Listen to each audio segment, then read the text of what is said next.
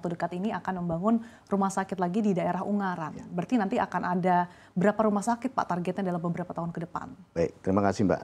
Kami punya planning ya untuk 10 tahun ya Mbak ya. Kami ingin menargetkan 4 rumah sampai 5 rumah sakit Mbak ya. Jadi untuk lahan yang sudah kita siapkan itu yang di Ungaran, kami target di 2028 ini sudah bisa menerima pasien. Terus kami juga ingin memeratakan juga Mbak di Indonesia Timur. Kami sudah menyiapkan lahan di Sorong ya, Sorong di Papua Mbak. Oke, jadi selain dari di Jawa ada rencana ekspansif untuk di luar Jawa di Sorong ya Pak? Di Sorong, itu apa nanti rencananya sudah di tahun ini juga akan dibangun atau seperti apa Pak? Kami akan itu ya, setelah kami memang membangun rumah sakit itu sesuai dengan, jadi kayak di Kendal selesai kita melanjutkan di Demak. Demak selesai sudah menerima BPJS sudah running, kita di Ungaran. Ungaran juga sama Mbak, Ungaran segera kita bangun, sebagainya setelah kita running kita akan melanjutkannya. Jadi kami akan secara kontinu sehingga tidak mengganggu sistem keuangan perusahaan kami Mbak. Jadi lahan-lahannya memang sudah disiapkan ya, sudah dimiliki oleh Cherry Hospital Pak? Sudah Mbak. Untuk sumber pendanaan ini dari mana Pak? Dari sumber pendanaannya sejak awal kita memang kan ada dari holding perusahaan kami ya, PT Wahyu Agung itu, ada perusahaan Wahyu Agung itu membelikan saham 90%. Di salah satunya ya berbentuk fresh money yang dioleskan berbentuk tanah tersebut Mbak. Untuk alokasi investasinya sendiri Pak, untuk pembangunan rumah sakit ini gambarannya berapa banyak Pak? Untuk investasi gambaran banyak, kami melihat lokasi dan tempatnya ya Mbak ya. Apalagi kami sudah punya namanya perusahaan Charlie Konstruksi Indonesia ya. Charlie Konstruksi ini juga melihat bahwa pembangunan rumah sakit ini dengan jumlah penduduk yang banyak ini masih kurang ya orang-orang perusahaan-perusahaan yang spek untuk membangun rumah sakit. Jadi akan lebih bisa kami combine ya, lebih efisien ya Mbak ya. Dengan tidak mengurangi mutu dan kualitas. Jadi dalam beberapa tahun memang kami ini ya di Ungaran sama di Sorong itu Mbak. Seperti itu. Sebelum kita bahas lebih lanjut terkait dengan Charlie Konstruksi tadi Pak, terkait dengan perusahaan holding tadi Pak Wahyu Agung ini saat ini sudah memiliki bisnis di bidang ataupun sektor mana saja Pak?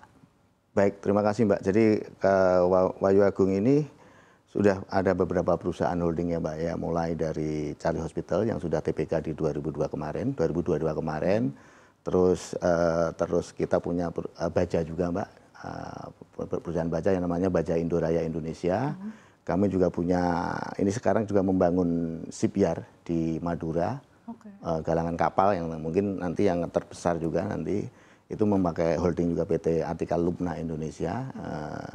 Dan beberapa perhotelan Mbak. Jadi memang cukup bervariasi ya Pak sektor-sektornya. Ya. Balik lagi ke Charlie Konstruksi, ini cukup menarik kalau misalkan berbicara soal bisnis rumah sakit kemudian memiliki anak usaha di bidang konstruksi. Apakah ke depannya memang Charlie Konstruksi ini akan difokuskan untuk pengembangan dari tadi rencana ekspansi yang akan dilakukan Charlie Hospital ke depannya, atau mungkin nanti akan dikhususkan untuk bisnis komersialisasi untuk mungkin di bidang-bidang lainnya Pak?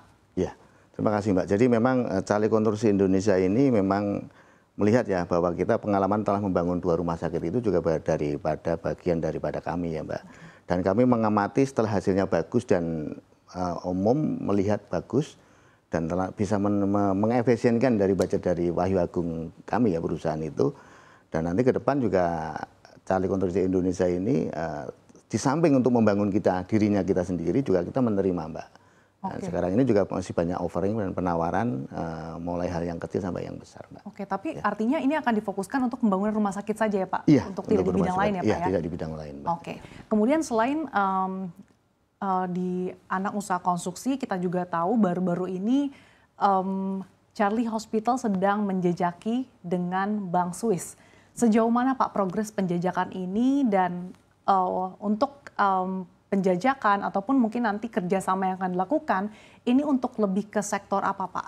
Baik, terima kasih Mbak. Jadi memang benar Mbak, jadi sampai sekarang pun kami masih menjajaki bekerjasama dengan salah satu bank Swiss yang berkantor di Singapura. Kami menawarkan Mbak, jadi dengan healthy care yang di Indonesia, dengan segmentasi kami di kota-kota satelit yang sampai sekarang ini belum tersentuh oleh pengusaha bisnis yang lain, dan dengan jumlah potensi penduduk yang banyak, ini dari pihak Bank Swiss itu sangat tertarik sekali.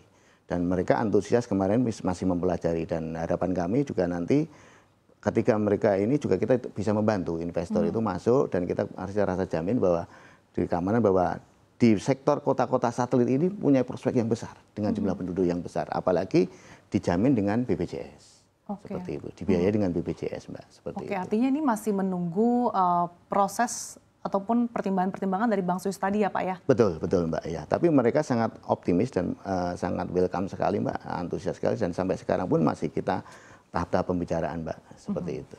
Oke, sejauh ini Pak mungkin dengan pengembangan yang dilakukan Cherry Hospital, kemudian melihat berbagai potensi yang cukup besar, khususnya untuk industri kesehatan rumah sakit di kota-kota satelit, bagaimana harapan Anda dari pemerintah Pak? Mungkin ada subsidi atau insentif yang diharapkan Pak? Ya, jadi kalau saya ini sebenarnya sudah sangat optimis ya dengan pemerintah, tapi untuk memberikan apa yang sebenarnya di Indonesia ada keadilan sosial bagi seluruh rakyat Indonesia, itu harapannya ya satu Mbak. Jadi pemerintah juga harus memikirkan juga kota-kota kedua, ketiga, dan itu jumlah penduduknya juga sangat besar juga. Karena saya melihat kota-kota pertama utama ini hanya sebagai untuk office dan untuk bisnis saja. Sementara kota-kota satelit atau kedua, ketiga ini sebenarnya residensial, dan itu permasalahan kesehatannya ada di situ. Jadi kami juga memohon, memang pemerintah sekarang ini pasca kondisi COVID ini memang menggelontorkan anggaran untuk kesehatan dan SDM-nya sangat bagus. Tapi kami juga meminta dengan pemerintah itu untuk memprioritaskan untuk kota-kota kedua, ketiga. Kami sebagai contoh aja, ketika ada force major atau kecelakaan ya Mbak ya, untuk ke kota besar itu kan sangat susah. Jadi demikian Mbak.